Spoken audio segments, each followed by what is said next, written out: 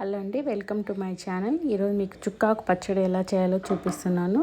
ముందుగా చుక్కాకు తీసుకొని చిన్న ముక్కలుగా కట్ చేసి పెట్టుకొని వాటర్లో వేసుకొని శుభ్రం చేసి పక్కన పెట్టుకోవాలి.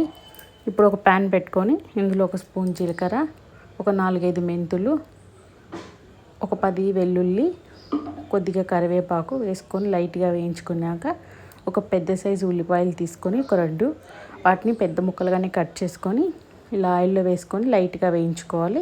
ఇప్పుడు ఒక 10 పచ్చిమిర్చి తీసుకొని వాటిని కూడా మీడియం సైజులో కట్ చేసుకొని ఇందులో వేసుకొని బాగా వేయించుకోవాలి.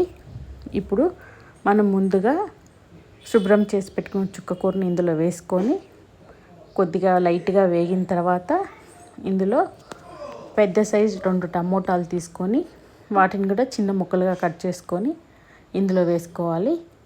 ఈ టమోటాలు, ఈ చుక్కకూర స్లోగా పెట్టుకొని ఫ్లేము వీటిని బాగా ఆయిల్లోనే మగ్గించుకోవాలి.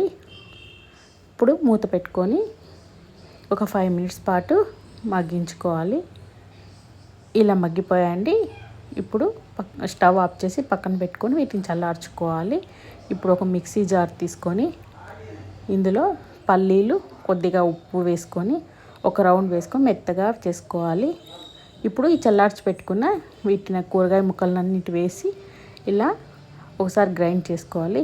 ఇంతే అండి, చుక్కాకు పచ్చడి రెడీ.